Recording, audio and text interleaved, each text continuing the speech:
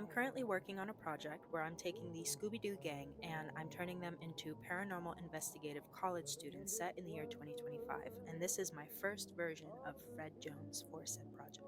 This is my own disclaimer. I'm still very new to anatomy. I'm still really figuring out what muscles go where. I don't really have a lot of experience coloring digitally, but I have a good trust the process kind of attitude that is vital for the birth of this entire project. I've always been super intrigued by the paranormal given my own experiences. I've seen figures, I've heard whispers, got growled at, and scratched in my childhood bedroom, amongst a list of other freaky, unexplainable encounters, which have all very much inspired scenes for this Scooby narrative. And listen, the show Ghost Adventures, while exaggerated, was also something very personal to me growing up. I started watching at 15, and given the drama in that program, how could I not take inspiration from the reality caricature that is Zach Bagans? Right?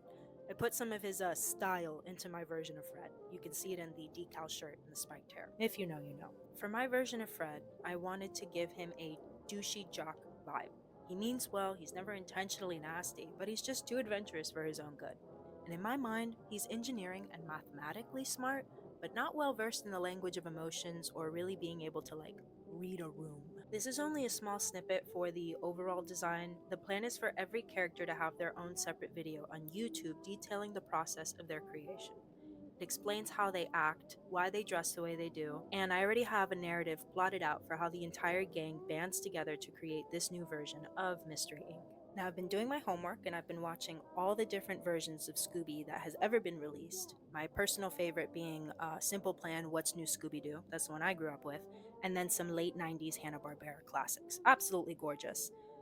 But boy oh boy, do I have some hard opinions about some creative artistic decisions made across the board, right? Especially for specific shows. But that'll be detailed more in the actual videos. I'm gonna be real with you. This is for later on down the line. But I'm doing my best to give a redemption to Velma because, in my humble opinion, the versions of her that have come out within the last few years have been really atrocious. And I'm giving Shaggy a girlfriend that fits him and is vital to the narrative, because watching Mystery Incorporated, where they force Shaggy and Velma to have the most toxic relationship in a cartoon I have ever seen, makes me break out in angry hives, and I can't do that. We need to do something about that. With all of that being said, what follows in the character designs is a video about the haunted house and also a little mini comic exploring how the gang comes together and how they unravel the mystery of the slaughter of 5 families across 3 decades. Very supernatural CW coded, 2005. If you're intrigued and you would like to see more, consider following this journey and keeping an eye out for future videos because this mystery has only just begun.